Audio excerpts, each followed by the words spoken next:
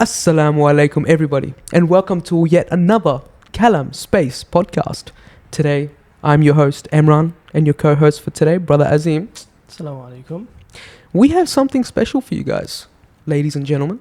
Whether you're an adult or a child, if you watch reels, if you watch videos, especially the viral ones, and you create as well, more importantly, this podcast is specifically tailored to you.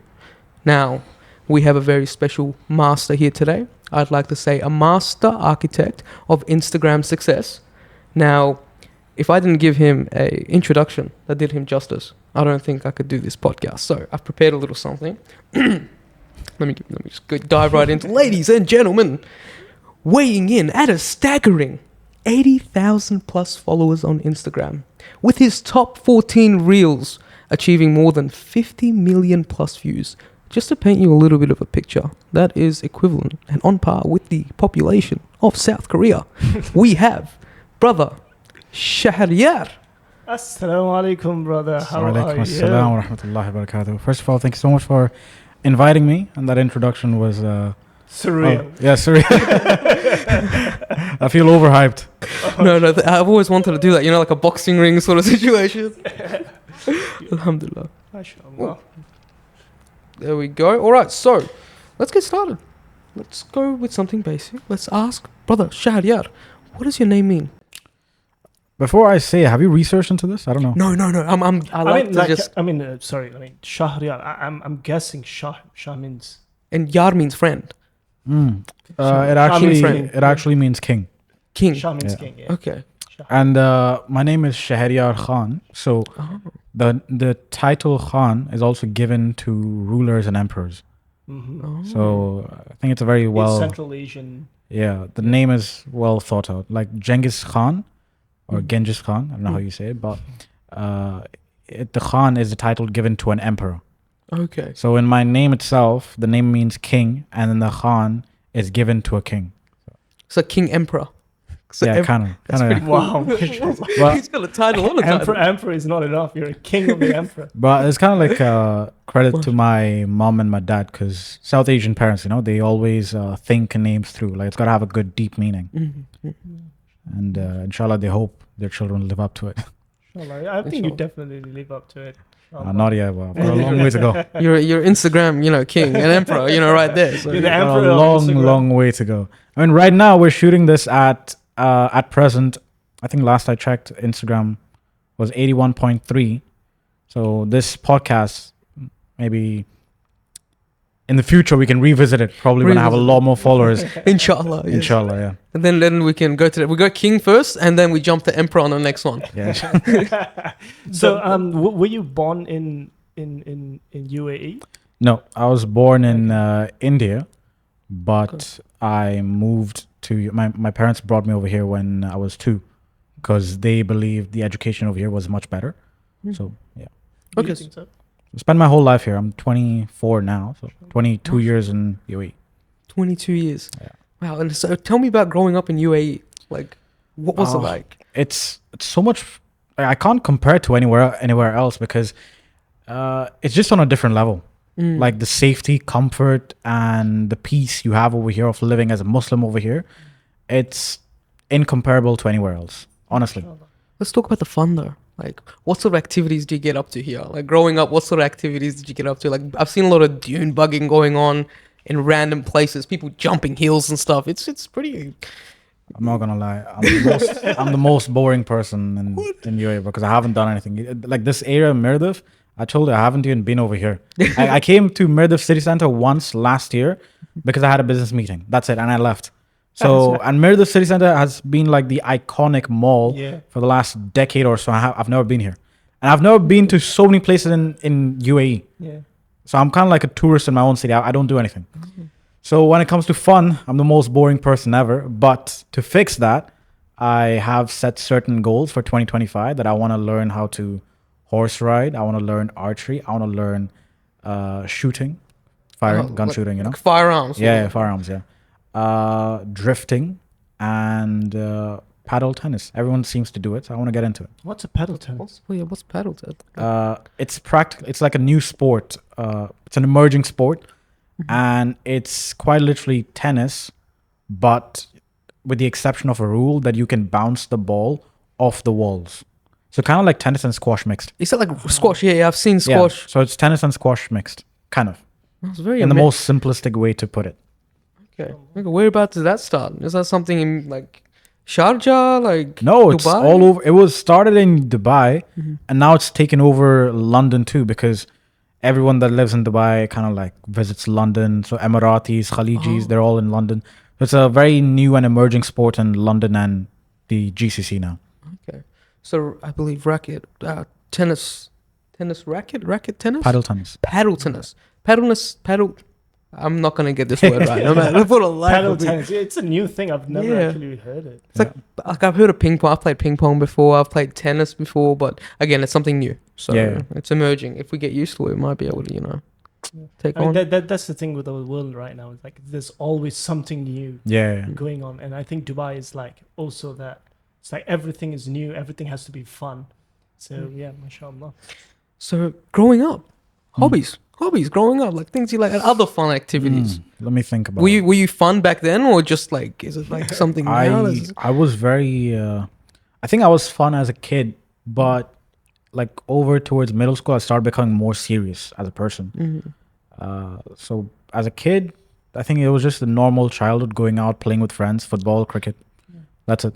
Getting into trouble, like Yeah. just for daily activities. So and then towards middle school, now that I think about it, I never thought about it like that, but now that I think about it, towards middle school, I think I started becoming a lot more serious and started adapting like the stoic mindset, and that started because throughout my whole childhood I was pretty emotional as a kid.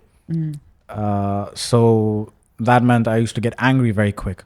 Okay. Every kid has like anger issues, or maybe I don't know. But because of those issues, because of those anger issues, I used to be called a terrorist in school. Oh, okay. And In UAE? yeah, in UAE, yeah. So, I mean, I went to a majority Indian school, so Muslims were a minority. Yeah. In a batch of, let's say, 120, there would maybe be like 20 Muslims, 100 non-Muslims. Okay.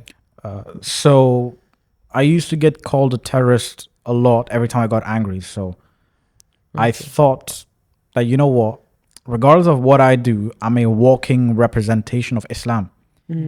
As a Muslim, it doesn't matter who you are, how insignificant you are, or how big you are.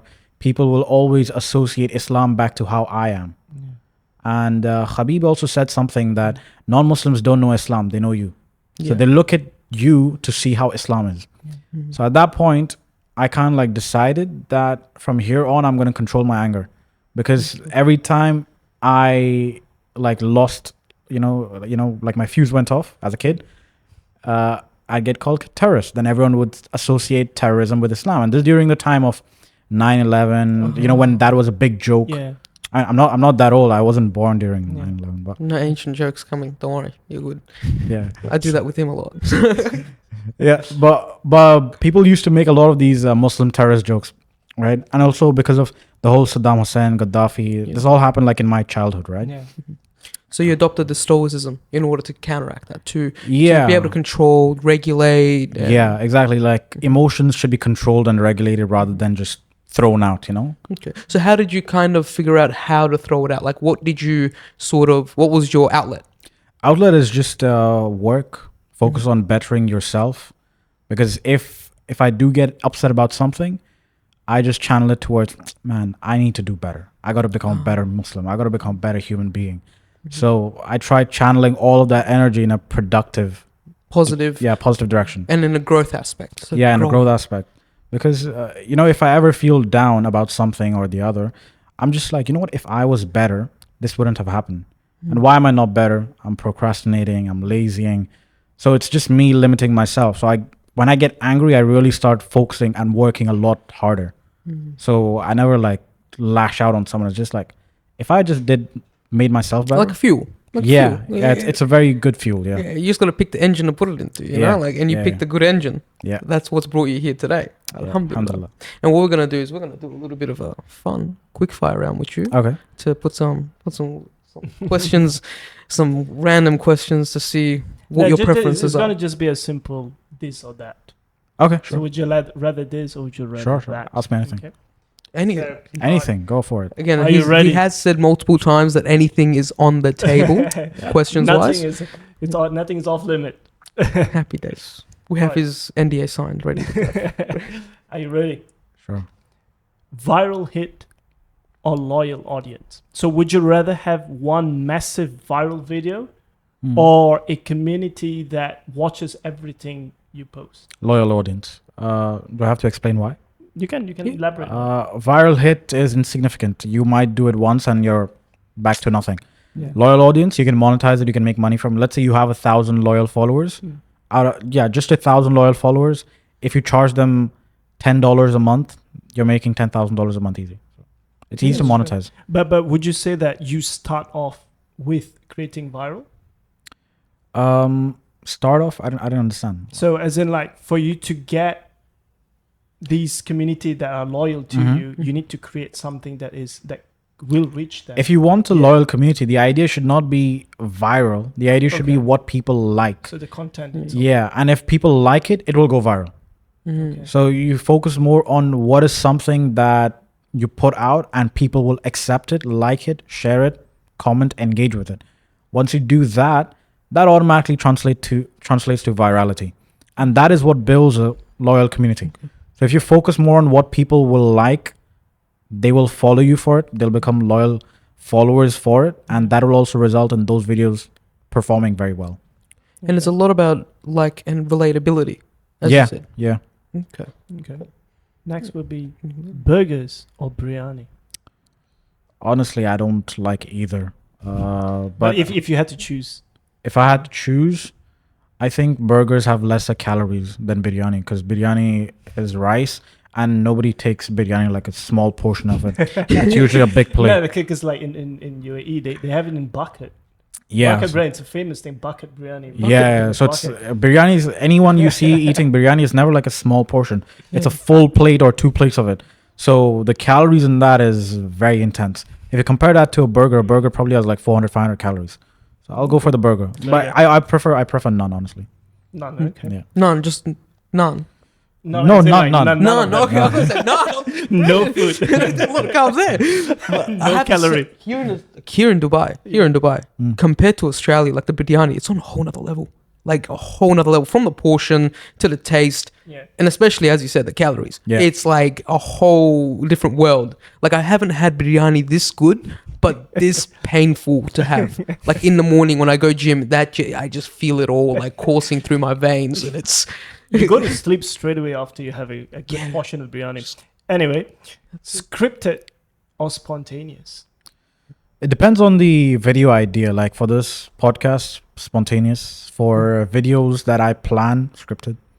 Okay. But you as a person, if, for Both, example, if you were gonna go into like an event or a Spontaneous. gathering. When it's in front of public, I want it to be raw. I don't want to script anything. But when it's planned videos, then of course it's scripted. Okay. Beach vacation or mountain retreat? Mountain retreat. I think beach. You're still very close to home, so it's not really a. It's not really like a. Do you have a go-to mountains in the UAE? I've never been to mountains either. I'm so boring. I haven't done that either. I remember one. I went to a mountain once when I was 7 years old, and I think when I was 8 or 9, I trekked in India. That's practically it. Nothing more. You dismissed beach like it was nothing. Like, do you have a beachfront property or something? No, but I don't see something that. You I don't, literally live next to the beach. Where do you I live? don't see Yeah, so what- where do you live? Okay, that's a bit. Listen, there we go. I live in people's hearts. Oh, mashallah. Very nice. Very nice. But I don't Address see. in the link below. That was some quick thinking. That was a good save right there. I don't see the point in beaches because it's like so close to home. It doesn't really feel like a retreat or anything. Okay. Mm. But mountains, that is different. You don't even get any cell service there. Okay. No, there. That's Alright. that's So main that's really a retreat. You know. Retreat. Go big or keep it simple. What are we referring to? Context matters. yes. Anything. Everything. Anything and Okay, everything. let's say just life in general. How are you as a person? If you do something, would you like to just? For me, go big. Yeah, Go big? Yeah. There's no such thing as just keep it simple. Just relax about it. Relax about showing it to people, but go big on your achievements. Mm. Okay. So, yeah. So are you like a jump into the deep end, learn how to swim guy, or like a learn how to swim and then jump into the deep end? Depends on my mood. Well, but mostly if it's something that dangerous, then yeah, take it slow. You might take it slow. But usually I would just jump into the deep end. Okay. Again, context matters. Yeah. Depends on the risk. Yeah, depends on the risk. Yeah. Now, this is interesting. I really want to know this. Create alone or collaborate with others? I think you should first start creating alone. I've done both. I've done collaborate and create. When you do too many collaborations, you start relying on collaborations. Your mind becomes focused on who my next biggest guest is going to be. Mm. So if I don't get that guest, then I'm not going to progress on my channels. Like I won't gain followers. That becomes your mindset. Mm. I did this before, but if you keep focusing on creating your own content, guests will come automatically because they would want to collaborate with you. Okay. So it becomes like sort of a dependency, like an addiction. Yeah. Like you require it to take the next step forward. You don't want to have that dependency. You want to have sole reliance, and that sole reliance will build you up. It'll build your community, and then other creators would want to come and work with you because they want a piece of your pie. Yeah. Okay. Laugh out loud, comedy, or heartfelt drama? Comedy. Laugh out loud comedy, yeah. So you just, I mean, all your videos are mostly comedy. I would say. Yeah, I like comedy. It lightens up your mind, your heart, makes you feel peaceful, makes you forget your stresses. So it's good. Okay, now we are coming into winter in Dubai. So this question is really important. Global Village or Dubai Mall? Global Village, man. I hate Dubai Mall. Dubai Mall has become a chamaki fest now. Do you know what that is? No. Oh, chamak. I know what a chamak is. Yeah. I've heard about this. In Australia, we have eshays. Chamaks. Chamaks are the equivalent of eshays for Australian viewers. There you go. Yeah, they call it eshays. Eshays. It's like the bum bag sometimes. They we get it. But if you want to explain for the viewers, the UAE viewers. Okay, I'll put it in simple terms. Chamaki is like wannabe people like who are trying to act cool. Indian version would be chapris. So Indian Pakistanis would call them chapris. UAE like Arabs would call them chamakis. Australia we call them eshays. You said it perfectly. Eshays. Wow, they're really renowned. Even here. All right. Morning dhikr or night dhikr? Morning. I prefer morning dhikr because you get it out of the way. And actually, to be honest, it's also important. It's important for morning and evening, the protective azkar. Mm-hmm. So doesn't matter if you're a public personality or private, you should do your morning and evening azkar for protection from any evil eye, sihr, harm, anything. Yeah. Touching upon something deep over here, my aunt, 2 years ago, or was it 2021? Yeah, in 2021, she passed away due to a house fire. She was severely injured in the house fire, and she was on bed rest for a couple of months recovering, but eventually that led to her death in Allah wa inna ilayhi raji'un. And may Allah grant her Jannah as well. The thing is, that time she told us, I wasn't present in India, right? My family was there with her. She told my family that was the only day that she forgot to do her morning dhikr, azkar, the protection azkar. So I always keep it in mind that every morning, never miss your protective azkar, regardless of how lazy you feel or lousy or lethargic, whatever it may be, always make those azkar happen. It's not that hard. It's just like 3 phrases. As a priority, yeah, always prioritize it. And my mom always says that if something bad happens to you, regardless of you did your dhikr or not, that was already predestined. But evil eye, sihr, these things can change your destiny. So if you had not protected yourself from that dhikr and something happened, then that could be a result of evil eye or sihr or anything of that nature. But if you protected yourself and it still happened, then it was Qadrullah. Oh, so morning dhikr is it? Yeah. All right, the last one. Quran recitation or Islamic lectures? What do you listen to more? While driving, actually I listen to both. There's no preference. I listen to both actually. So if I'm not feeling in the mood of using my brain, then recitations. If I feel very active and productive, then then lectures. But also when you're listening to lectures, you can't multitask. When you're listening to Quran recitations, you can multitask. Like you can drive and listen to Yeah. a Quran recitation. Yeah. But I also listen to lectures, but it's just that sometimes while driving, I kind of like start thinking about something else. Yeah, and then I have to like look back and then rewind it. So And you look up and you're already like 3 kilometers down. And you're like, oh, where am I? yeah. So it depends on when what my brain decides at that time, like when it's trying to be active and when it's trying to be a bit laid back. All right, inshallah. So that was the quick fire round. I think you That was did, good. I think you did really, really good. Jazakallah khair. Inshallah. Those good questions. Good answers, even better answers. Jazakallah khair. Let's dive into viral videos. What makes viral videos? I think that is the pending questions, because you're the expert here. You know exactly what makes Instagram tick, what makes viewers watch, what makes the audience engage. What So- do you think is some of the key components? There's a lot of things that people would say about this. There's so many like gurus and who have like tips and tricks. But to be honest, to keep it very, very simple, it just comes down to one thing, which is understanding human psychology. And how you understand human psychology is by first understanding yourself. If you look within, the world outside becomes a lot more clearer. You know, so if you can understand how you react to situations, what you like commenting on, what you like sharing, what you find funny, sad, emotional, what triggers you, what triggers an emotion within you. Those type of videos is what other humans also like, because humans are alike, you know. So It's more about like taking the emotions, anything that's going to create any sort of anger, anything that will make them engage, yeah, comment mainly. not necessarily anger, but any sort of emotion. Emotionally, you want to trigger the audience. You want to trigger some kind of emotion into the audience. If you look at movies as well, movies also trigger an emotion. Only emotionally triggering movies usually perform very well. It has to strike some kind of emotion into the audience.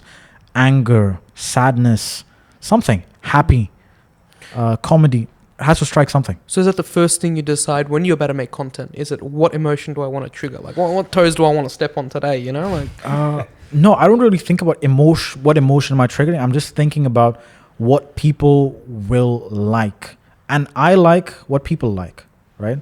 So if I like something, it's not necessarily the whole world will find it entertaining, but I'm pretty sure that there's hundreds of millions of people that would also like it. Yeah. Not necessarily all 8.5 billion, but there's still hundreds of millions that will like what I like. So there will be a difference of opinion, but even if there's difference of opinion, if people are like, 50-50 on what the video is about, that's still good because people are going to comment their 50-50 opinions. So engagement is engagement. If you just try understanding what is something you would interact with, that is also usually something that other people would interact with. And that's what makes a video viral. do you sometimes also find trying to be being able to relate to the audience as well? Like, is that a big aspect of putting yourself into their shoes first before you put into yours? Or do you, as you said, go straight into, hey, what would I like to watch? No, Oh, I that- like keeping it relatable. Yeah. Mm-hmm. It has to be something that that fits into everyone's life, something they all can resonate with. Like, oh, I was thinking about that, and then I saw a video about that. That's amazing. Like some of my videos, I've seen comments like, oh, bro, I was literally just thinking about this when I saw it. So you want to strike into that aspect of their minds where it is something that's already registered in their brain, and you've just brought it out to light in a video format. Right? So it can't be something so vague that only resonates with you and nobody else. That's right. Okay. There has to be a dedicated audience to it. Okay. So other than emotions, so when you create, we are content creators as well. We're starting to do it. So when you create a videos, do you have like a checklist? So you're like, okay, emotions, done. This, done. Do you have like a checklist that you do, or is it just a spur of the moment and you just create? I don't have a physical checklist. It is definitely a mental checklist of whether this is something I would share or not. So I think of it in such a sense that, okay, if I scroll my feed, this popped up on my feed, would I share it? If the answer is no, then I already know the video won't perform well. If the answer is yes, then I know it's going to perform very well. But I guess there's always that kind of thing when you're trying to create content, when you're new to creating content. Sometimes you feel like, oh, okay, maybe it will not perform so well, but I just want to create content. I just want to release as many things. Is that a good idea from your perspective? No, it's not good. So quality over quantity. No. I think there should be an equilibrium point between Okay. both. You need to set a deadline for when you want to upload the video. So you can make it maybe once a week, or you can make it once every day, or you can make it 10 times a day. But there has to be a deadline for every time the video has to go up. Within that time frame of that deadline, let's say my deadline is 1 day. Within 1 day, what is the highest quality output that I can post, that I can produce? I've matched that within the time frame of 1 day. Within 1 week, I have a longer period of time to make something of higher quality. So within a week's time, what's the maximum quality output that I can produce, right? So it depends on your time frame. Now, based on that time frame, you maintain your quantity and your quality. Mine is a daily thing, because if I went the route of a full week, then it'll have to be something big, like a podcast, which requires a lot more effort, a lot more commitment. Or it could be some special VFX kind of video. You know, let's say I make a whole animated 1 minute long video of myself. That is also a lot of hard work, takes a lot of time. But what I'm also considering is I have so many priorities. So if in a day I can only dedicate 2-3 hours to content production, what can I do within those 2-3 hours? Within those 2-3 hours, I can put out one video, and I'll put out the best I can in terms of quality using those 2-3 hours. So yeah, I think there's an equilibrium between quality and quantity. But everyone should have deadlines. That is must. And they should have a consistency schedule. Consistency. Consistency. You can't miss the consistency. What about skills? You said a big factor of it is the psychological sort of side of things. What else did you have to pick up along the way to make content that would, again, make people engage? Adaptability. You have to adapt to times changing, and what people like will always change. Their preferences will always change. So you have to kind of adapt to that. I've seen so many creators who still do the same thing they do like 5-6 years ago. Like 5-6 years ago, their videos must have been a very big hit. But today, it's barely performing. Because there's new trends. Yeah, there's new trends, there's new things that are going on. Some ideas are timeless, like podcasts are timeless, right? If you see podcasts, people love hearing others talk, hearing what insights they have to share. So this is timeless. But other ideas, let's say comedy is not timeless. With changing times, comedy preferences also changes. Let's say 10-20 years ago, dark comedy was very big. Racism within comedy was huge. You know, so that was a normal thing. Today, anyone inserts any racist remarks in a joke and he's cancelled. So And in 10 years, it's all going to be about skibbity stuff and all that sort of... oh, that's You're talking about the trends, talking about how comedy at the moment... So comedy 20 years ago was all racist remarks, insulting behavior. Now that is cancelable. Yep. Today, comedy to kids of Skibbity. Gen Alpha is skibbity, toilet.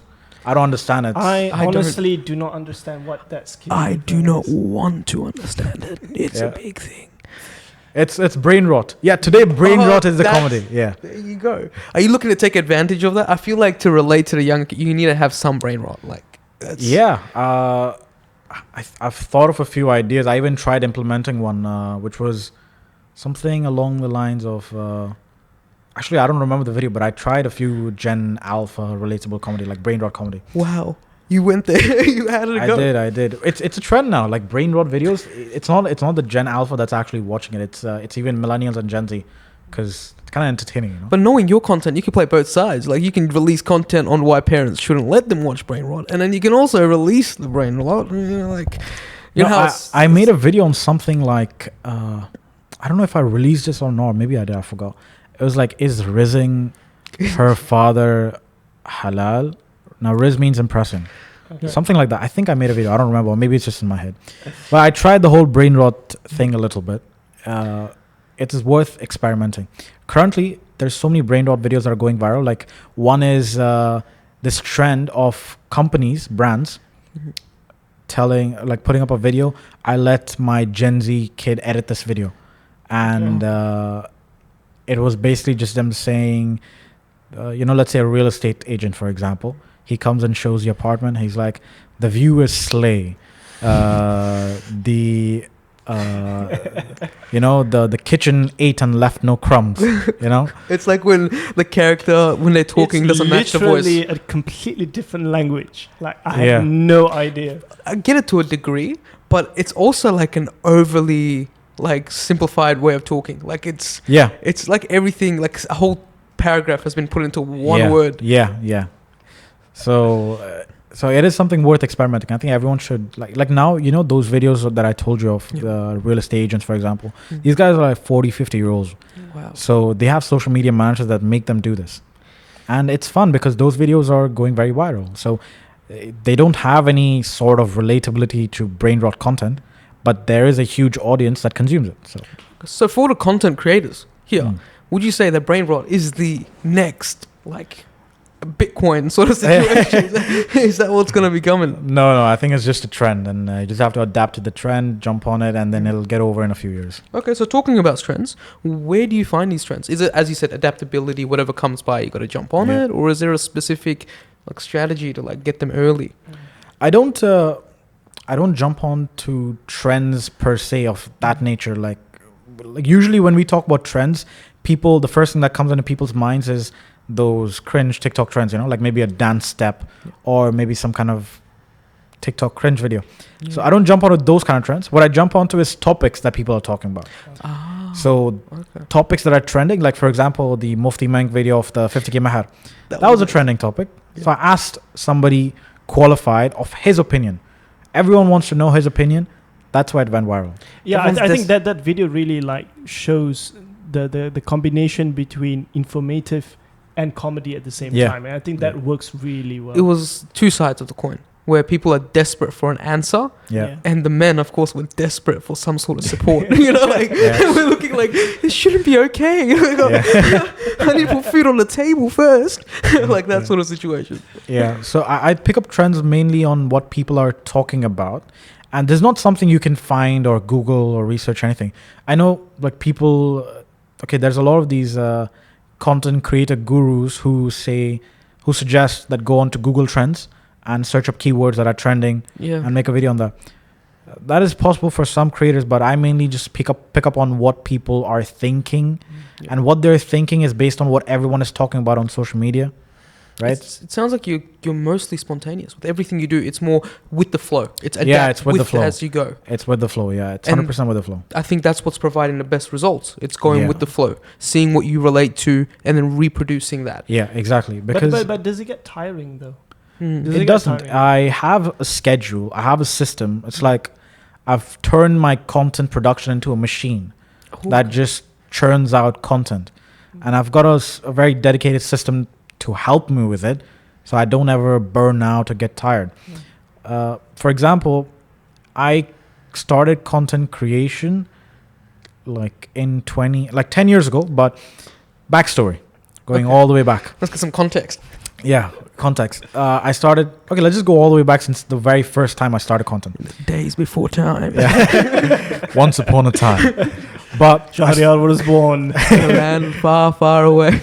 But I started when I was about 14 years old, with 14 or 15, I can't remember. But it was with motivational quotes account. Then that account got up to 6,000 followers, and I moved on to poetry. That account got up to about 10,000 followers. At that point, poetry became dead. Back then, poetry was at its peak. It was like the most viral thing on Instagram. Everyone's just sharing poetry quotes and all of that. Is it like live, love, laugh, that sort of? It was very cringe. It was just love poetry. It was very, very cringe. But I moved on from poetry to making a meme account. That meme account was called Random Muslim. And that started when I first entered university. My first year of university, I found poetry pretty cringe. That account had about 10,000 followers. And I was like, it's taking me an hour to 2 hours to write a poetry piece every single day and make an upload. On top of that, I cringe so hard every time I write it. I don't even relate to it. I don't like it. So I gave up on that account, moved on to memes. I was like, while I'm in university, I'm studying, let me just post and share some memes. Now that account took off. That account hit 200 and almost 50,000 followers. Wow. 240-ish, but I'll just say 250,000.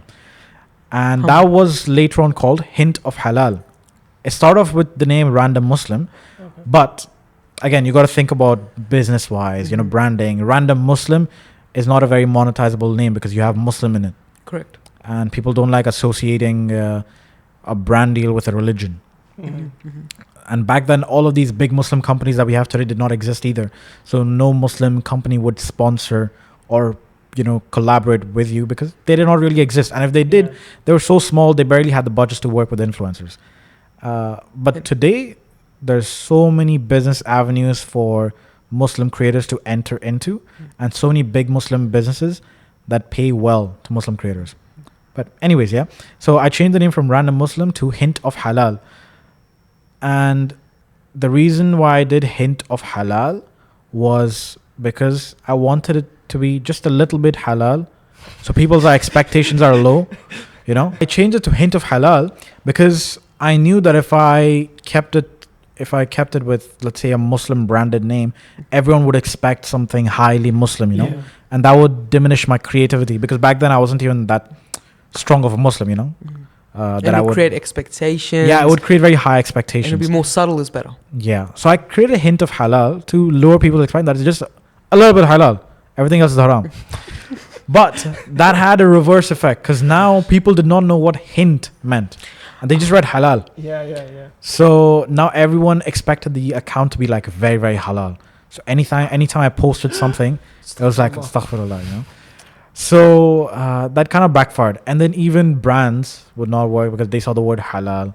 So it kind of like played... Where is it now? Where is it now? Where is Hint of Halal? Okay, coming to that. So I ran Hint of Halal for 4 years. That grew up to about 50,000 followers. And branding wise, I started renaming it to Hint of Halal.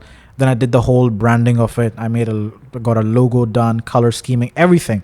I'm big on branding, by the way. I love the whole aspect of branding. Oh, we'll have to get into that. Yeah. So then I did the whole branding, and then I realized it's a company, and people are not going to be, you know, it's not going to develop a good fan following to a company as much as it would develop to me. And also the other thing is Hint of Halal was always associated with being a meme account. So why would brands pay me a lot of money to work with me? Because I'm just posting memes. So I started posting my own content. I started creating funny videos. And I was so insecure back then. I did not even like being in front of the camera. So eventually I was just like, you know what? This is where the attitude of just jump to the deep end comes. Like just do it. And I just did it. And every day... What's the worst that can happen? Yeah. Exactly. What's the worst that can happen? And I was very insecure, by the way. I was extremely, extremely insecure. Because my schooling days were very harsh on how I looked. So... kids are horrible, man. Yeah. Kids are horrible. Like, they find your weakness and they're just like... and they create them too, so... Yeah. So, because of this, I never created face content. Everything before this point was always faceless. Quotes, motivational quotes, poetry, memes.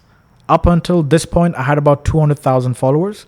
And I'm like, at this point, even the brands that are coming to me are like small e-commerce dropshipping brands like Sell Our Bidday, you know, and we'll offer you $20 for one post on your feed. I was like, that's pennies.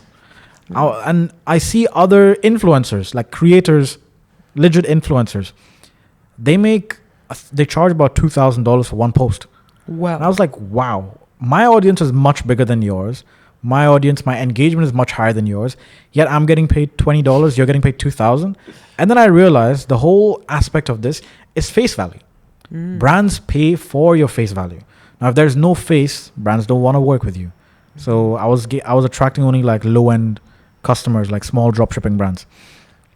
At that point, then I realized I got to start creating content by myself. So I started creating content by myself, and I used to also do news on the side. So I stopped memes completely, and I only did news and funny content with my face. And news would be like static images, you know, the image, the Instagram carousel feature. Get into it. Like, what motivated you to start dreaming again? So I think a whole year passed. I did not do anything. I was maybe putting out one video or two videos every month or so, which is like nothing, honestly. If you want to be a content creator, you've got to put out like 30, 40 pieces a month. You hear that, guys? 30, 40 pieces a month minimum. Okay.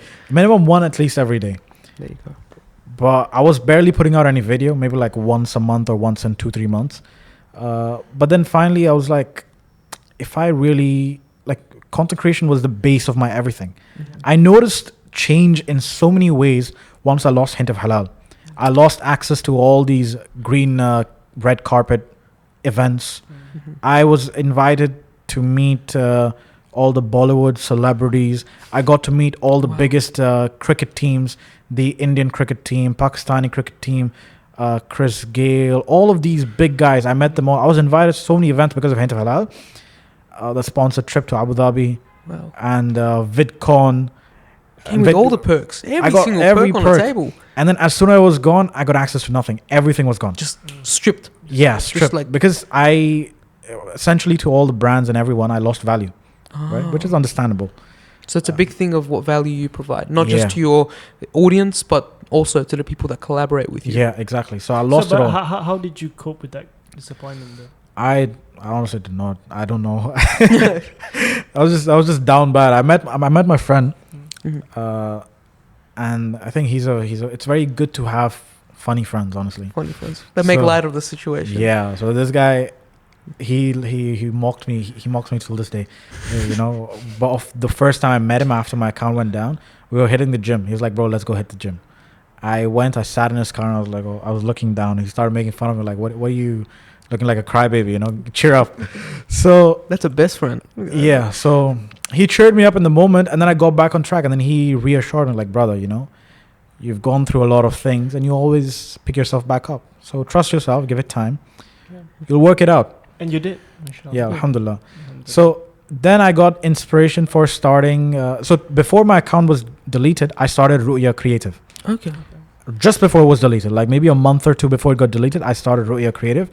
And that was kind of like the sign that, okay, you know what, I should start focusing on the business aspect now. And now Ru'ya Creative was something where I created content for other brands. Because I used to show brands like, hey, I've got myself. Back then, Hint of Halal was doing about 1 billion views a year. Wow. Yeah. Okay. So it was approximately 250 million every quarter, every 90 days. You could see the 90-day insights on Instagram, right? So it was something around that. So approximately 1 billion views. So my idea was I should start pitching this as a service to other businesses and charging them $4,000 or $5,000 a month to create all the content for them and show them that I can grow their brand accounts also, just like how I grew my own account. And then as soon as Hint of Halal went down, I doubled down on that business. Okay. And that business is what helped me connect with everyone in the industry solely based on my business value of what I can provide as a service, as a skill set. Yes. So at this point, alhamdulillah, I was still connected to everyone. In fact, I even grew my network even more without Hint of Halal. Wow. I barely had any followers, by the way. It gave you more of an individual identity rather than being tied with... Exactly, yeah. So this period of when Hint of Halal was taken away, I flourished as an individual. Like now, I was not reliant on my identity of an Instagram account. Now people saw value in me as Shahreyar. It was more like similar to that whole collaboration idea that you said before. Like you shouldn't rely on collaborating with someone in order to bring value. You should be able to produce it yourself. Exactly, yeah. So I had associated all my value with that one account. So when that account was stripped away, it was kind of like Allah's way of growing me as an individual, right? Because I was so dependent on that any moment in my life, if it was taken away, I would have lost everything. So I'd look at it in a positive way, that let's say that account grew to 10 million followers and that was taken away. Now what? I'm nothing. So I would not have anything to pick myself up with.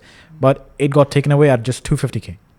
And now I had a lot of time to grow myself again and regain that back. So what was that like? We've already talked about that a lot, and we don't want you to go through some PTSD and more trauma. No. I don't want you to feel that. What was it like hitting your first million? Like, let's say somebody here is listening and they're watching and they haven't hit their first 10,000, they haven't hit their first million. Which one do you think is the most impactful, and how did it feel? Views or followers? Views, engagement, likes, the whole shebang. It's exciting. Like, wow, that's it. That's it. Yeah, it's just wow. But do you feel motivated to? Yeah, to it's do look, I'll tell you something. On Instagram, there's an experiment. I forgot the name of the experiment. It's an experiment where they have a rat trapped in a box, and the rat has one button to press. He just presses it, and he gets some food that comes down a pipe into his rat box. Now, he knows that every time he presses the button, food will come. So he just keeps pressing it. Then food will randomly come when he presses it, right? So he's pressed it 10 times. It came on the 11th. The next time he presses it 3 times, it came on the 4th. The next time he presses it 20 times, the food comes on the 21st. It's very randomized. Social media algorithms are in the same way. You create, one video goes viral. Then you create, randomly another video goes viral. Okay. So it's not necessary that your video just was shit. Like, stuff. Sorry. Sorry, your video is just terrible. It's not necessary. But I'm speaking to the 0.1% who genuinely created such an artistic piece of content, And it just did not perform. That's because of Instagram's algorithmic issue now. Because perhaps you just posted it at a time when the algorithm decided to not give you the food. And it's trying to keep you motivated to create another video. So in these times, I say, if your video underperforms and you really believe in it, repost it. Because now perhaps the thing is that the next time you repost it, algorithm decides to reward you, right? So I'm not saying that every time this happens, but I'm just speaking to the 0.1% that genuinely created such a good video, it doesn't perform. For them, this applies to them. But otherwise, 99.9% of the people, of creators, their videos are just terrible. Oh, okay. Yeah. So for optimism's sake, it's not you. Yeah. For non-optimism's sake, work on your content. Yeah. So every day, keep improving, keep doing better, and keep uploading every single day. Your confidence. Sorry, I want to speak on that. I want to speak on what made you be able to, first of all, go in front of camera, the nerve-wrackingness, because there's a lot of people out there that they feel like they have this talent, they have something that they can give, the value they can give, but they don't even polish it by getting on camera first to be able to get to the center of that, cake. So what do you recommend? What is your advice there? To put this in perspective, let's say after your 100th video, for example, let's say there was a clear-cut format, a rule to going viral and a rule to becoming confident, successful, all of this. And let's say the rule says at your 100th attempt, you gain success, right? So you would do your best to reach that 100th attempt the fastest, right? So that should be the same case when it comes to confidence and being good on camera, that you do your best to create one video, second video, third video, fifth video as fast as you can. The more failed attempts you have, the quicker you will grow. So let's say the rule is that after your 100th fail, your 101st video is where you have that spike of confidence, where you can appear on any camera and just crush it. So if that was a rule, everyone would rush towards their 100 videos that are terrible, because they know that the 101st is just going to be, they've just achieved everything. It's going to be worth it. No one's going to look at the first one. They're going to look at the 101st. Except this format doesn't exist. But the thought process behind it exists. The more you fail, the better you get. So there's no general rule of how many videos. No, it's just produce as much as you can. As much as you can. So how many was it for you? How many was it for me? Hundreds. You just woke up one day and you're like, boom, I got that confidence. No. I was so insecure. In fact, even in the comment section, people would tell me, bro, you look insecure, but no worries. We'll touch on that. Like criticism, taking comments, that is a whole nother world. So that even in the comments, I would get like, bro, this angle, why is your video always in this angle? I know you're insecure about it. And there would also be comments about, brother, you can make videos from this side also. Why is it always that side? So there's a lot of these things, but you just have to keep doing it and then keep doing it until you're just confident. Like, it doesn't matter. When was like the worst criticism you've ever got? Because there's criticism and then there's advice. Criticism is you doing something wrong. Advice is, hey, this is nice. So what was the worst criticism and what's the best advice you received? Criticism, I don't know, honestly. I take every criticism very positively. Okay. So there's a difference between Even if they say, "Oh man, you're just so bad at this." Yeah, I take everything. So there's a difference between hate Yeah. Okay. and between Okay. criticism. All right. Okay. So hate, I don't pay attention. I don't think I'm hated. I think I'm the most loved individual. Alhamdulillah. And I don't say that in an arrogant way. I say it in a very, like, belief where, very positively. In fact, I would love people to criticize me. I love it when anyone corrects me, like, "Hey, brother, you know, it doesn't look good. Like, you should do it this way instead." Criticism can always be done in a very good way. And a friend of mine, Adnan, he told me how to criticize people constructively. He said, always sandwich it, right? Positive. First, positive, then give the corrective method, not hate, correction. Tell them, if you did it this way, it would be better. Then end it with a positive again. You sandwich it and everyone will take it nicely. But I think I have a tough skin, alhamdulillah. So even if it's not sandwiched, I take it pretty well. So if somebody says that, bro, that this video is just absolute trash, you can do much better. But like, you know what? I think so too. It's your perspective, you know. Yeah. So I take criticism very, very. Wait 1 second. Where's the Bible? So There's a snake. I take criticism pretty well, and I welcome it with open arms. I love it because I love people that contribute towards Your growth. my growth, and I'm very, very big on improvement and growth. Like, just want to always do everything that can improve. Even if right now you told me, like, bro, the way you're sitting, it doesn't look good. You know, you can adjust. I'd be like, you know what? That's right. Like, let me do that. So I always welcome it. I appreciate it, honestly. But hate is completely different. Hate is where it's just outright unnecessary hate. Unnecessary. It's more a reflection of the person giving the hate rather than you yourself or anything like that. So if somebody hates, I don't really pay attention to it. I just feel bad for him because it takes a lot of energy to hate someone, and that energy comes from not having anything going on in your life. I don't say this in a bad way to hate haters.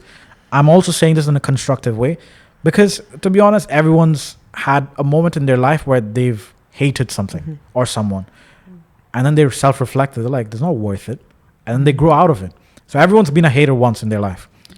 It's more about not having something that you care about enough in order to really care about other things. If you care too much about nothing, if you don't care about anything, you're going to care about every little thing that ever you're going to come across. So I don't really like feel bad about the hate I get. I just feel bad for the person within themselves. You know, like maybe they can do better, and I don't pay attention to it at all. I ignore it. And that's why I was saying I don't believe I'm hated at all. I think I'm the most loved individual, alhamdulillah. And You're definitely very lovable. You definitely, yes. And I don't even say that in an arrogant way. It's just a way of reassuring my belief within myself, because I don't believe in talking bad or in giving attention to any negativity or any hate at all. But you've never done, like, the thing is with you, there's nothing to hate. Like, what would be, you know, like... There's a lot of things, honestly. especially like you're a Muslim, and some of your contents are has Islamically, it's not like a lecture or something, but it has Islamic content. So even when you create these videos, do you have like a clear line? Because you know, okay, this I might not. It's not a good idea to go on that. So do you navigate based on principle or like a guideline of what you should be touching on, what you shouldn't be touching on? No, I do it based on principle. Mainly no music. I don't include that. That is one of my principles. Then the other one is if it goes against the hadith, if it goes against the Quran, I don't do that. But I think I forgot what I was saying before about the hate. And I was saying I don't believe in giving any attention to the hate, because the more attention you give to it, the more it will be amplified. And a lot of creators, they find hate as an achievement. Like if they're hated, they're like, wow, I must be doing something right for someone to hate me. A lot of people, the whole aspect, the whole thought process behind becoming hated or receiving any hate is sort of an achievement, has become a big thing now. Because to them, it's like, okay, if I'm being hated, I'm important enough to be hated. For somebody to give me that energy. Really weird. Yeah, exactly. So it's not, they don't think to themselves that the more they pay attention to the hate, the more it will amplify. Because a lot of creators, a lot of influencers, celebrities, whoever it may be, public figures, they will ignore all the comments. Let's say their comment section. They'll ignore all the positive comments. One guy that said something really bad and hateful, they reply to that. Yeah. To create sort of that little amplification of that hate, get more views. But they do this subconsciously because they saw so many nice things. They see one bad thing, they're like poking it now, right? So just like poking the bear again and again, because they got annoyed with that aspect that how can this one person dislike me, and they give attention to that. Now this person, to him, it's a reward situation. It's like you're rewarding him with the attention. So he knows that the more hate he sends your way, the more attention you give him. And other people are publicly seeing this. And they see it in the same way. That, okay, why am I sending so much love to this guy when he doesn't even give attention to me? Right? I could just send something hateful and like that he'll reply. So don't be a people pleaser. Okay? Yeah. You don't have to make everyone love you, and hate is good. Yeah, so I only reply to good comments. I don't reply to anything negative. I ignore it completely. It's like it's non-existent in my life. That's why I like to have the self-belief that I'm loved, alhamdulillah. And I don't, the hate is just, doesn't exist. Non-existent. Yeah, non-existent. We didn't even talk about it. Okay? Yeah. That's how good That is non-existent. Yeah. Kalam space. Let's talk about Mm-hmm. personal branding and growth. So growing your personal brand, viral content creations when you're first starting your branding. So how do you balance, first of all, creating the brand? As you said, sometimes you go around a route of creating logos, the designing process, and then finding your niche, and then creating content based behind it. It's like this whole sort of train. How do you navigate through that for somebody? Or even us, use us as an example, you'd say. So first of all, you've got to get your color scheme. You've got to get your logo, your brand name. Brand name should be something that people can remember. It's very fundamental basics, honestly. I don't even feel the necessary to touch on it. Everyone would know it already, but just to go over it really quick. Brand name should be something that everyone can easily remember. Something unique and easily memorable. Yeah. Color scheme, it depends on which route you want to go. Either you want every color to be able to associate with your brand, or you want a fixed color. My color is yellow. I associate with that with any company or brand that I work with, that I start. So you'll always see me with yellow. Then that has many other sub colors, secondary colors, black, white, anything, right? So you have to have your primary color and then your secondary colors that you can work with. Then you want to think about what kind of marketing image, what kind of image you want to have in the market. Do you want to have a very corporate, professional image? Or do you want to have the friendly, vibey company that people can talk to, relate to? That also matters, your company image. And content-wise, now you want to think of content that is not directly promoting your product, but the fact that you are doing it as a company, the fact that you're still producing that content is already promoting your product. So if I saw a funny video from Kalam Space, I'll find that funny. It doesn't necessarily have to be a video of the Kalam card box, but the fact that it's funny will make me remember you. I might follow you. I might check your account, and then I'll be like, "Oh, Kalam Space is a card game. Yeah. I should buy it." Right? So there's one place where a lot of brands make mistake is where they focus all of their content into becoming salesmen. Every piece of video that goes out is buy this card game, buy this. It should be more of what value you're giving. Right now, you're just trying to take people and sell them something. You're just trying to get their money. You're trying to take their money. It's too direct. It's too one. You're trying to take their money. Instead, what can you give? Think about what can you give, and what can you give? You can give entertainment. You can give inspiration, something or the other, but be more giving with your content. And the giving part aspect itself will amplify your audience. A lot of people will follow you for that sole purpose, that you give them some kind of value, entertainment, or whatever it may be. And because of that, let's say 10,000 people follow you. Out of that 10,000 people, maybe 100 people will buy your card game, for example, right? So similarly, you grow your audience based on, again, what people like and what kind of value you can give them. And because you're giving them, a percentage will come and give you their money. That's how you sell as a brand. That's my advice to any brands and businesses. That's also what I approach. That's the approach that I do with the businesses that I create content for as well, that we focus on what is relatable and what people like. And the fact that this business created something so relatable as a business, because people expect business to be like very corporate like professional. But the fact that a business did that, it's like, wow, these guys are vibey. They're cool. I want to follow them. That's 2024. 2024, you have to be vibey. You have to be relatable, vibey, humorous, provide value. Like dopamine is a very big thing as well.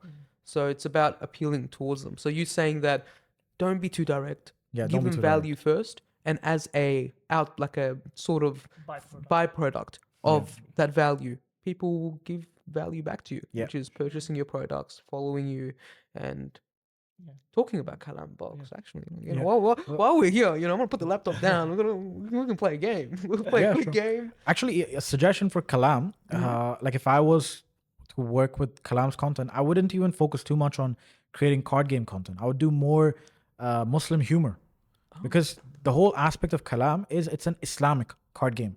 So stop focusing on the card game aspect. Start focusing on Islam. Islam is such a huge niche. There's 2 billion followers of Islam. Focus on that. A card game and Islamic, that's too niche. Not a lot of people can relate to it. So if you just focused on Islamic humor, a lot of people would want to buy it.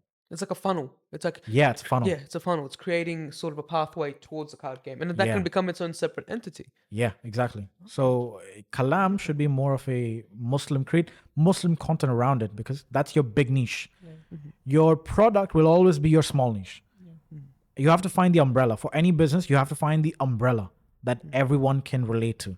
And your product will be like a small part of it. That's it. Okay, is that like it goes a lot of different ways as well? It's like when you're creating a personal brand directly, you also outsource towards when you create those contents. Like I like the Mufti Menk one, that one. It's going to be posted among a lot of different sort of platforms. It's not just one platform. And from there, that funnel creates access to a bigger audience for you. So you have a bigger audience, a bigger following, because you're providing that value to those people. Yeah. Okay. So that's a nice way of putting it. That has opened up my eyes. Beautiful advice. Thank you. Definitely. Jazakallah. All right. All right. Let's go. Let's actually play the game. Yeah, Let's do a little taste. He's the best at explaining. Okay. You want to go first? Okay. We'll go with this one. I'll go first. So you can go. So yellow ones are the easy one. Alrighty, people. So we have a timer of 30 seconds, which where was the box is right here. Sorry. Got lost. The satisfying box. It closes better than it opens. There we go. Alright, let me get in front of the mic so I can explain it nice and gently. Okay, so we have the 30-second timer. We have a card here. On the card, we have 5 words we're not supposed to use to describe it. Without using those words, we're going to describe the card. You have to guess what that word on the card is. And from there, we see as many as we can get through in 30 seconds. How does that sound? You ready to go? Perfect. Yeah. Now, remember, it's not you, it's me. Okay? So if you guys didn't get it, it's Imran. It's me. And it's always me, trust me. It's never you, don't worry. So I'll try to do as best as I can. My synonyms need some working. So Okay. Bismillah. Bismillah ar-Rahman ar-Rahim. And 3, 2. So wait. Who has to guess the... So you have to guess. So I'm going to explain. Okay. Let's just test who's better at this. So I'm going to go first, explain cards. Go for it. And then we're going to let Azim go. And then we'll go... Yeah. Okay, so we'll go directly back and forth. So we'll go... I'm going to do a competition with him as well, you know. Let's go. Okay, so I'll go yellow first. ones are the easy ones, right? Yeah, the easy ones. Yeah. Hey, the yellow one's quite difficult for the average man. So, okay, so we'll go. I'll explain first. Yeah. See how many I get, and then we'll see how good you are at explaining. Okay. Bismillah. Bismillah ar-Rahman. Go. All right. So we have a very large hill. There was a fight there. There was bows. Uhud? Yes. Inshallah. Very good.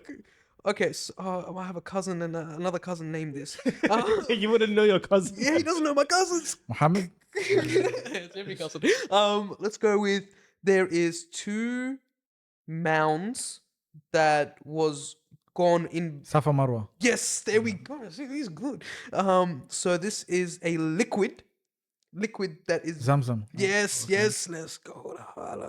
This is the most the before any other You can skip it if you Ah, want. okay, I'm gonna skip. It's so good. It's so easy though. Outside, what do we have a lot of in UAE? Desert. Yes, there we Okay, go. okay. All right, and the that's every word I want to use. Okay, skip. It's over, and that. Oh, that was good. That's pretty good. How Yeah, much that was did you good. get? I got 1, 2, 3, 4. That's pretty Which good. which were the ones you didn't get? I want to see those. You took The ones you get- skipped. No, it's all right. Yeah, you can go with this. Those ones don't exist. There's a figment of You can your. go with this one. All right, so we'll go with. No. Yep. You can just that one. Yeah. This is actually a record for me. I haven't actually gotten this many, Mashallah. explained. So All right. it's an achievement. 3. Okay, so do I have to keep them face up? Face Oh, down? face down, face It's down. up to you. Yeah. You can. You have 2 people to guess here. Okay. Okay, okay. All right, I'm gonna spin this, Okay. and we're gonna start in 3, 2, 1, go. Okay, what do you do 5 times a day? Pray. Yes? No. Language. Salah. Salah. Yeah. Okay. What's she wearing? Hijab. No. Abaya. Yeah. Okay. Correct. The most common name Muhammad. no, Sallallahu for alaihi the other species. Adam. Jack. Jill. For the other Hawa. species. Hawa. George. Common Muslim name. Lee. Come on. Oh, call Muslim. Abdullah. Aisha. Another. Fatima. Yeah. Correct. Okay. For the white people. Okay. Among those names, you said one. Again, what is the most Adam common? alayhi salam. Most common one, Muslim. Muhammad sallallahu alaihi wasallam. Yeah. Okay. Muhammad. Sallallahu alaihi wasallam. And when somebody is when you see okay. Oh, the time's up. It's over. It's over. How Okay, did you okay. get? Less than me. Get more than me. What did you get? What did you get? I didn't get that many, man. I got only 4. Oh my god. Because of the time. I'm not happy with my performance. I helped. And just to give perspective, I helped with the editing of the glossary. Yeah. Anyway, let's put that aside. I think we have a clear winner. Okay, it's a clear winner. It is you. Why? Because I have been here doing like editing of the glossary. I've gone through all the words. Valid, valid. I've done this. That is valid. You had an advantage. Yeah, even with, exactly. even with the home Even with field, the advantage. I still lost. Staying relevant. Let's talk about that because I've noticed that there's so many people staying relevant in so many different ways. One of the ways, as you said, is like hate. They take hate and they create more hateful content, so they stay relevant. There's another way of making a fool of themselves, doing what the latest trend is, but not doing it that well, trying to create trends. Yeah. There's so many different ways. How do you navigate through that yourself? And I see you don't do any of that, so you have your own way. What is that? How do you do that? There's many ways. I mean, there's 2 types of relevancy. One is in the public eye, and one is outside the public eye. In the public eye is through your fame that people know you as. Outside that is through your personal connections and network. Okay. So it's you have to tackle both ends. You have to keep connecting, keep networking. That is, you have to do that. It's not something you can avoid.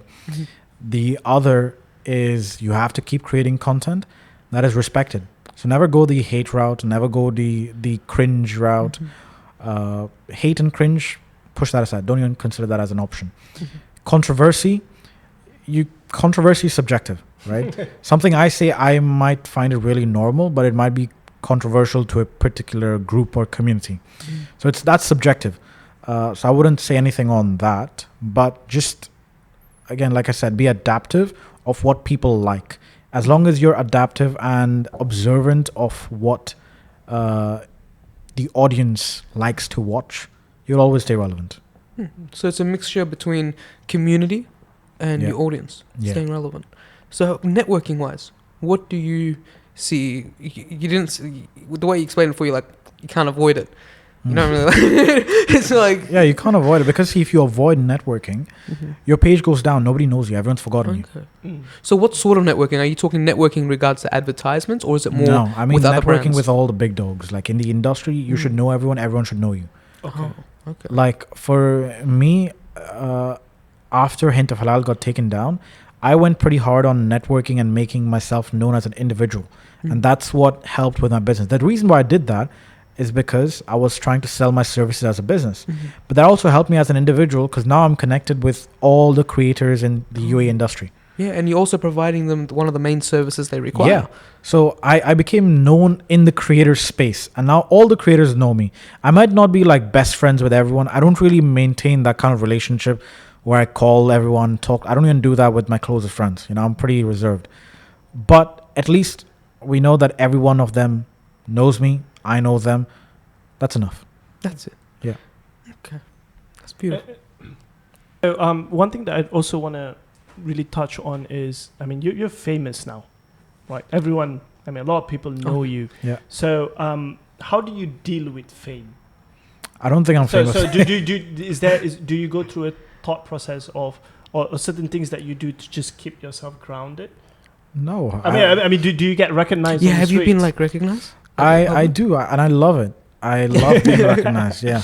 I don't think I'm famous, honestly. I am so well grounded. Like I think my whole childhood I went through so much bullying that I would never. I have this imposter syndrome, which means I never feel like I've done enough.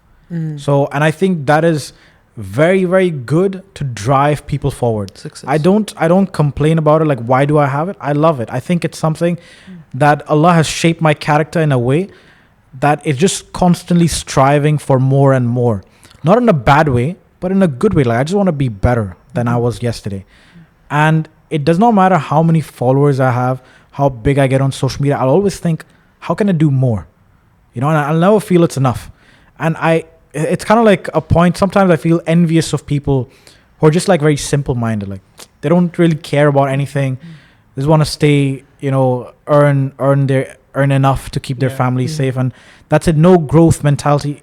It's a little bit envious because it's very peaceful. Yeah. But I like the chaos sometimes where I'm just like constantly you like striving. that self improvement. Yeah, I like that because it's a struggle every single day against your own nafs, because you do something bad and you're just constantly overthinking like I should have done better.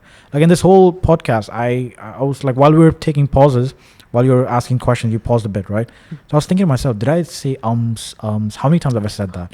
And I was like, I should avoid that next time. So once he's done asking my questions, then I'll avoid that. So I'm trying to like improve while we're even speaking. So it's like always in my mind, how can I do better than I was yesterday or the last minute? Or literally like a minute ago. You're weaponizing like the overthink, like you're using the overthinking or like the thinking that you have and weaponizing it to improve daily. And even before the podcast, I told you, ask me anything, because I want to train myself to be put on the spot and think fast, like that, quick. I don't want to do be caught off guard. Like, just ask me anything. Put me on the spot.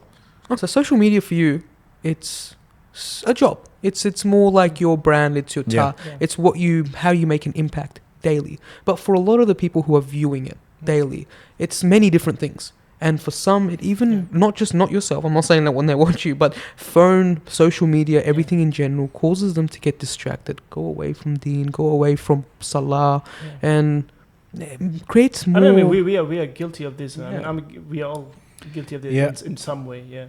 So I don't think social media takes me away from Salah because, it doesn't take me away from Islam, because the way you were asking me, like, do I have any principles based on what I create content? And those principles are the Quran, the Hadith. And if you stick to those, social media can be used in a very good way. Now, if I started creating videos with music, now it's just amplifying my own sins. If I started creating videos that went against Islam, it's amplifying my own sins. Why? Because let's say that video hits 1 million views. 1 million people have seen the video, and they saw that, okay, the video had some very nice music. Let me find this music. They start listening to it. And let's say 1 million people did that. They all listened to the music. I get sins for all of them. Now, those million, it's not going to stop there. They're going to recommend it to somebody else. That person, it's going to go down to like hundreds of millions, even billions. With your skills, it goes everywhere. Yeah, so you want to make sure that this chain effect, it's not happening in your sins. It's happening with your rewards. So let's say I share a hadith. That hadith gets 1 million views. Now that gets shared and shared and shared. Now till akhirah, that's sadqa jariyah for me. So it's not really about the platform. It's not really about Instagram or YouTube. It's really how you utilize it. Yeah, and it's not about the platform. It's about how you utilize it completely. Even your feed is all catered to what you like. So I deliberately, if I see any females in, let's say, in a way that they should not be dressed Islamically, I press not interested. So I just don't see that anymore. And whenever I see Islamic content, I always like it, share it with myself. Yeah. I'll share it with myself, and then I also comment on it, so that the whole feed is just catered to Islamic. Tailored. So that whenever I watch it, sometimes I'm scrolling through my feed and like 3 a.m.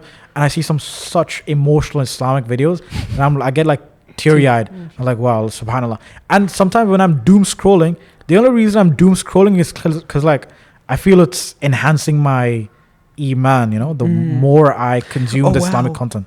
It's like fueling you. yeah, because I'm just like, it's making me a better Muslim. So yeah. So there's a few things that you just like to clear up about what that happened Yeah. alongside a podcast. I was saying that when I mentioned about the fame never getting to me because I was bullied, I didn't like mean bully. It was just verbal stuff. But I think it did build character. And my parents kept me very well grounded at home. So hence my point of fame can never get to me. I can never think anything I've ever achieved is good enough for me to just be like, I'm the big deal. Like I'll the never be the ego. big deal. Yeah, the ego will just never. It's never. Yeah. My parents grounded me at home too, don't worry. And inshallah, it never gets to you, honestly, inshallah. Inshallah. It's more about the humbleness. It's about Yeah. keeping yourself centered. Yeah, like to me, it's never like a big thing. Like you were even asking me about the first viral hit, the first million. How to feel. Yeah. So again, you hit a million. It's like, wow. Okay, on to the next. 10 million. Wow. On to the next. It becomes even more stressful because now you have to keep coming up with ideas to beat your previous record. Yeah. So now my current record is 18 million on one video on the same page on the same page on my personally posted video, 18 million views on it. So now I have to keep thinking about and stressing over how am I going to beat that? How do I get it better than that? I'd like to make a personal comment on that video. Very hurtful. At the end there. At the end, like a lot of men can relate, but for somebody who's soul searching, as myself, very. But you guys should go check it out. We'll put the link down. But alhamdulillah. So it's more about beating your best. Like you have to keep beating the best. It becomes more stressful the more your record keeps increasing. Yeah. So now my record to beat is 18 million, and I'm just like trying again and again. The last video that just went viral like 3-4 days ago, that's at 5 million views, and I was hoping that would cross the 18 million mark, but I know it won't. So it's lost the momentum that the 18 million video had. Okay. So you know. Yeah, I know it's not gonna cross. Okay. Inshallah. But like, I'm sure that there's going to be many more. Inshallah, yeah. inshallah. I think 18 million is just like the stepping stone here. This is a stepping stone. That's the next step is coming after that. Yeah, but also the fact that I'm chasing after crossing the 18 million means I'll produce more viral hits. Yeah. So since the 18 million video, I think I've gained maybe another 8-9 million views since that video. And it's your standard has gone up. Like your standard Yeah. goes up much higher. Once you reach a new plane, your standards are a new And level. this is only in the time span of November 23rd. The 18 million video was posted on 5th of November. So it's only in the time span of 18 days. 18 days. Wow. Yeah. So since the 18 million video, it's not I've gained not 9 million, sorry. I think 6 to 7 million. 6 7.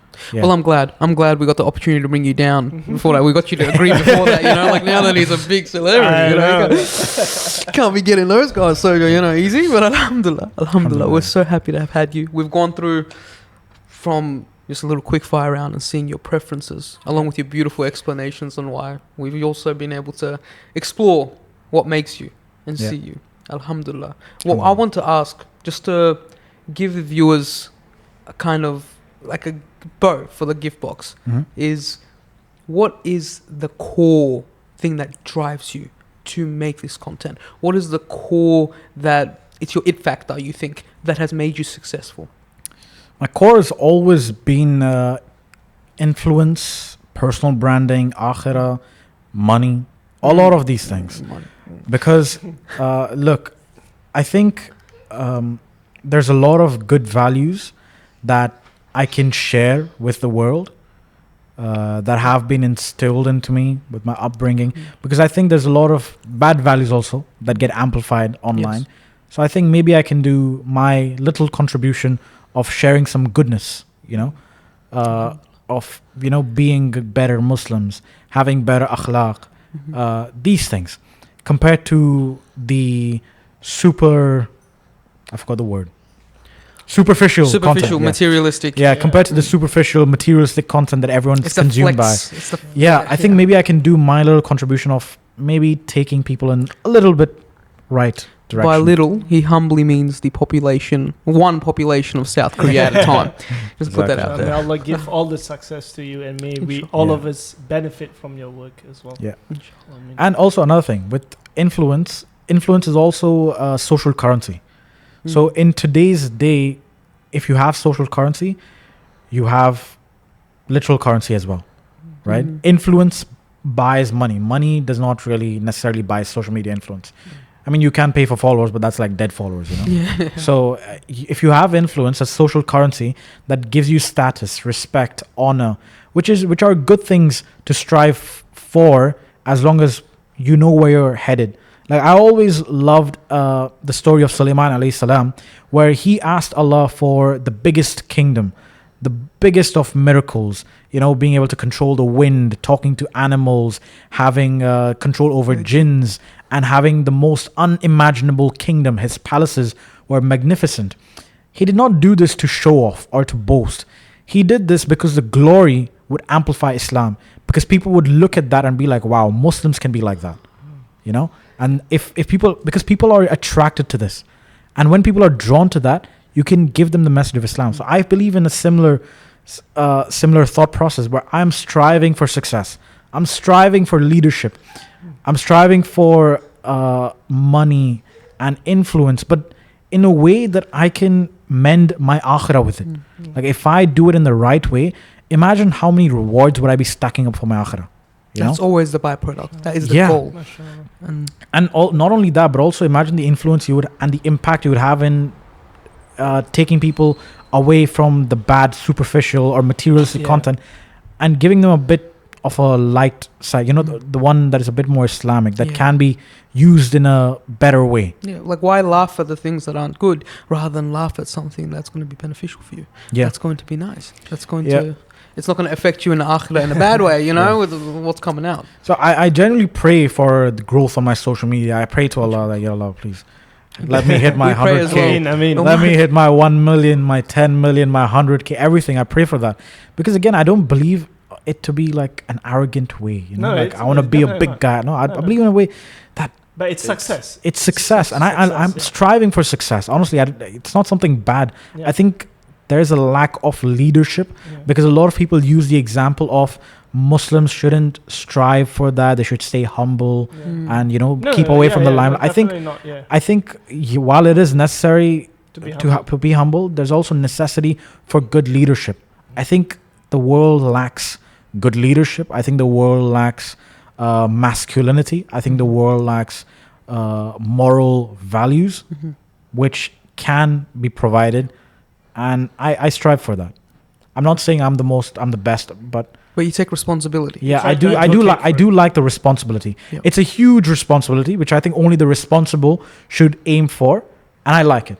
I love it, and I like chasing after it. Inshallah. And that's what makes him. Barakallah feek. That's what makes brother. Yeah. Beautiful. Jazakallah khair. That is brother Shahreyar. Alhamdulillah. That is me. Thank you Yes. very much. We ended it on a beautiful high note there. That was like Beautiful. Thank you. It was beautiful. That was beautiful. thing. Okay, Jazakallah khair. Alhamdulillah. Alhamdulillah. So, from the Kalam team, Assalamu alaikum. Well, And Assalamu from- alaikum wa rahmatullahi wa barakatuh. Thank you very much, brother. Thank you, everybody. Jazakallah khair again. Jazakallah Thank you for having khair. me, and I love this Inshallah. podcast. It was We'll very good. definitely have you again. We have to When revisit you reach- Inshallah. the couple billion mark. You know, like inshallah, the billion. Inshallah, yeah. Please come again. I will 100%. When it goes from South Korea to America, you know. Inshallah. Thank you Inshallah. very much. Assalamu alaikum. Wa alaikum assalam wa rahmatullahi wa barakatuh.